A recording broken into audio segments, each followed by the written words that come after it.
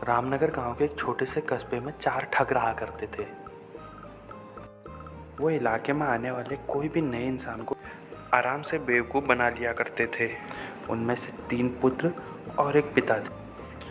अरे पिताजी, बहुत दिन हो गए हैं, किसी को ठगा नहीं है, घर में राशन ख़त्म हो रहा है। अरे बेटा तू फिक्र मत कर, कोई ना कोई हाथ लग ही जाएगा आज। उसी दिन गांव में दिवाकर नाम का एक किसान मेले से एक गाय खरीद के ला रहा था। रास्ते में उन्हें वो ठग मिले। पहला ठग दिवाकर से बोलता है, अरे भाई कितने की लाया गाय? दिवाकर उसे बताता है, अरे 400 रुपये की पड़ी। अरे 400 रुपये की? ला मैं 300 रुपये दूंगा, मुझे दे दे। 300 से ज़्यादा इसके मिलने भी नहीं है तुझे। उस किसान को उस ठग की बात पसंद नहीं आई, तो किसान आगे अपने घर की तरफ निकल लिया। कुछ दूर रास्ते में जाने के बाद उसे वापस उन्हीं में से दूसरा ठग मिला।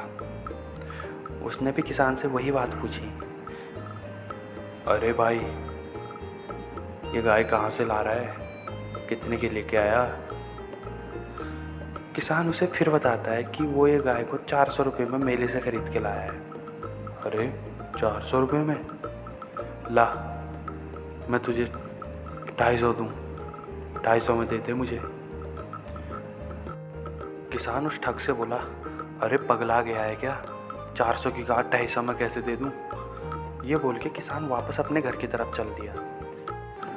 किसान के कुछ दूर आगे जाने के बाद उनमें से ही तीसरा आदमी खड़ा रहता है, जो कि किसान का इंतज़ार कर रहा था। किसान के आते ही वो भी बोला, अरे भाई ये गाय कहाँ से ला रहा है और कितने की खरीदी तूने ये गाय? किसान ने भी वापस उसे वही बात बताई कि वो ये गाय मेले से ला रहा है और उसे ये गाय 400 की पड़ी। अरे 400 की? ला मैं 200 देता हूँ तुझे, मुझे दे जा, 200 से ज़्यादा तुझे मिलने भी नहीं इसके। किसान ये सुन के घबरा जाता है। तभी पीछे से एक बूढ़ा आदमी आता है। बूढ़ा आदमी आके किसान से बोलता है, अरे बेटा ये गाय कहाँ से लाया है और कितने की लेके आया? वो किसान बूढ़े आदमी को वही बात बताता है कि वो गाय 400 की लाया है और मेले से खरीद के लाया। अरे बेटा तुझे तो किसी ने ठग दिया है, 400 की तो ये गाय नहीं है। ला मैं ना 3 दूंगा ना 2 दूंगा, मैं दूंगा इसका 1 और ये गाय मुझे दे जा। बेचारा किसान परेशान होकर वो गाय को वहीं छोड़ जाता है। जब किसान घर पहुंचता है, बेचारा बहुत परेशान था। घर पहुंचते ही वो चुपचाप कोने में बैठ जाता है। उसकी हाल देख के उसकी बीवी उससे पूछ बैठती है, अरे जी आप तो गाय खरीदने गए थे, कहाँ है गाय? तब किसान उसे अपने साथ हुई पूरी घटना बताता है कि कैसे उसे रास्ते में वो ठग मिले और उन ठगों ने उससे वो गाय खरीद ली। किसान को दुखी देख उसकी बीवी बोलती है, अरे जी आप चिंता मत कीजिए, मैं हूँ ना, मैं आपका बदला लेके रहूँगी उन ठगों से। ये बोल के किसान की बीवी उसी जगह जाती है जहाँ पे वो चारों ठग रहते थे।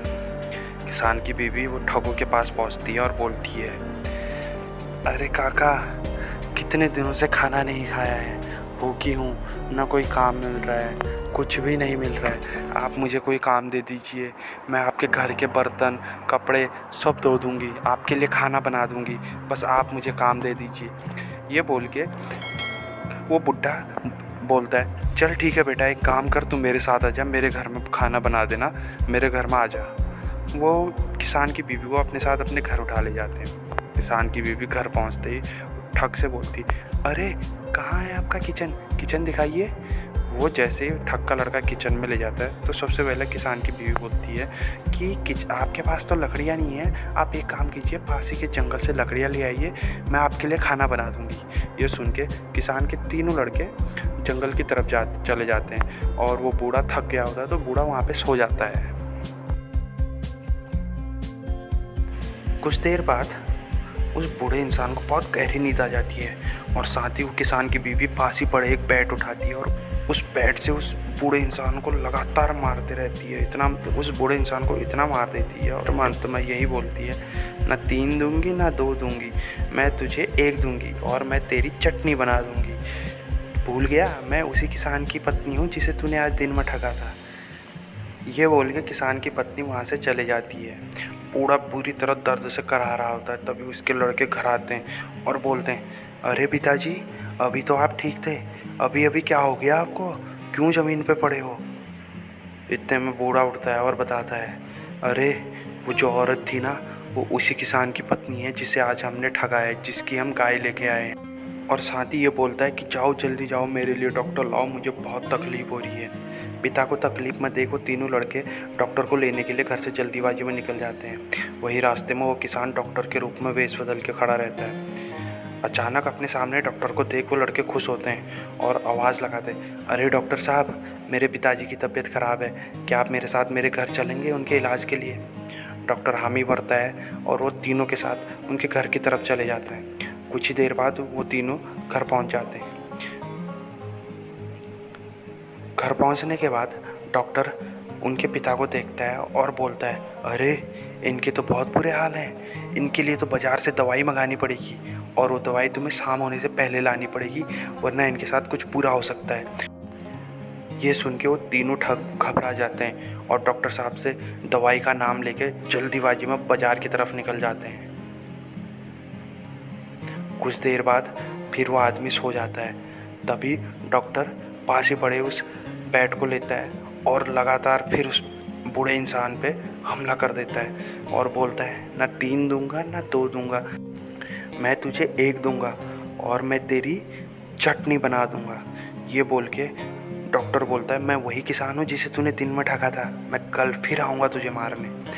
जब वो लोग वापस आते हैं तो देखते हैं कि उनके पिता के हाल और बुरे हुए होते हैं। वो अपने पिता से बोलता है, अरे पिताजी, आगे जाते टाइम आप तब भी ठीक थे, अब फिर क्या हुआ? तो उनके पिता बोलते हैं, अरे वो डॉक्टर नहीं था, वो वही किसान था जिसे हमने ठगा था और उसने बोला है वो कल फिर वापस आएगा। तभी रास्ते में वो किसान जो डॉक्टर के रूप में था वो घर को जा रहा था, तो रास्ते में उसे एक घुड़सवार मिला। वो उस घुड़सवार से बोलता, अरे भाई मेरा एक काम करोगे? वो बोलता, हाँ बताओ क्या काम है? कहोगे कल तुम इसी रास्ते से जाओगे उस घर के पास से, तो एक काम करोगे, उस घर के बाहर से ये आवाज़ लगानी कि ना 3 दूंगा ना 2 दूंगा ना 1 दूंगा, मैं तेरी चटनी बना दूँ, उसके बदले में तुम्हें कुछ पैसे भी दूंगा। वो घुड़सवार मान गया। अगली सुबह जब वो पिता पुत्र घर में बैठे होते हैं तो वो घुड़सवार बाहर से आवाज़ लगाता है, ना 3 दूंगा ना 2 दूंगा, मैं तेरी चटनी बना दूंगा। तब वो पुत्र बोलता, बेटा वो किसान फिर आ गया है। तभी वो तीनों बोलते हैं, आज ये किसान नहीं बचेगा, और वो घोड़े के वाले के पीछे चले जाते हैं। वो घुड़सवार उन्हें बहुत दूर उठा ले जाता है। अब तीनों भाई घुड़सवार का पीछा करते करते एक घने जंगल में पहुंच जाते हैं। वहाँ वापस जाते टाइम एक भाई बोलता है, ये किसान हमें बहुत परेशान कर रहा है, इसके चक्कर में आज मेरे पाँव भी दर्द करने लगे, अब मेरे से एक कदम नहीं चला जाएगा। वहीं दूसरी तरफ वो किसान वापस उस घर में जाता है जहाँ वो बुढ़ा होता है, बुढ़ा सोया होता है, और जाके फिर बुढ़े को मारता है और बोलता है, ना 3 दूंगा ना 2 दूंगा ना 1 दूंगा, मैं तेरी चटनी बना दूंगा। और उस बूढ़े को खूब मारता है। बूढ़े को इतना मारता है कि बूढ़ा वहीं पे पड़े बेहोश हो जाता है और अपने गाय को खोल के किसान वापस अपने घर की तरफ चले जाता है।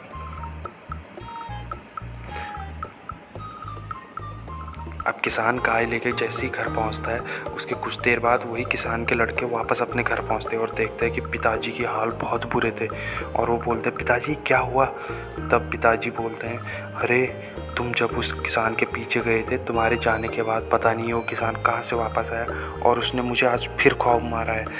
ये सुन के वो लड़कों को बहुत गुस्सा आ जाता है और वो बोलते हैं कि आज ये किसान हमारे हाथ से नहीं बचेगा, चलो इसके घर जाके इसे मारते हैं। तभी उनमें से एक भाई बोलता है, तो हम उसे पहचानेंगे कैसे?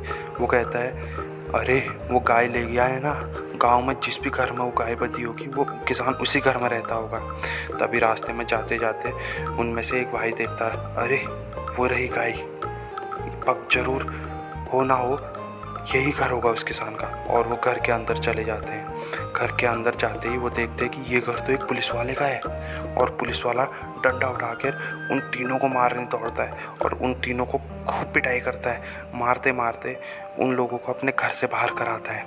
कुछ देर बाद वो लोग भागते हुए बाहर की तरफ जाते हैं। तभी वो किसान भी अपनी गाय लेने के लिए वहीं आ रहा होता है। उन तीनों ठगों को अपनी तरफ आता देख किसान बोलता है, मुझे पता था तुम ज़रूर मेरे पीछे आओगे, इसीलिए मैंने अपनी गाय यहीं बांध दी थी। क्यों तुम लोगों को ठगते हो? क्यों तुम ऐसे काम करते हो? क्यों ना तुम अपना एक अच्छा सा जीवन व्यतीत करो? देखो तुम कितने परेशान हो गए हो इस गंदे काम की वजह से। किसान उन लोगों से ये बोलता है तो वो लोग समझ जाते हैं और किसान से बोलते हैं, हाँ भाई हम भी यही सोच रहे हैं, आज से हम ठगी का काम पूरी तरह छोड़ देंगे और कुछ अच्छा काम करेंगे। वापस घर जाने के बाद वो लड़के अपने पिता से बोलते हैं, पिताजी आज से हम ये ठगी काम अच्छे से बंद कर देंगे और कुछ मेहनत वाला काम करेंगे। उनके पिता उनकी बातें सुन के बहुत खुश होते हैं और बोलते हैं, ठीक है बेटा, तुम्हारा जो मन करे वो करो, मैं तुम्हारे साथ हूँ।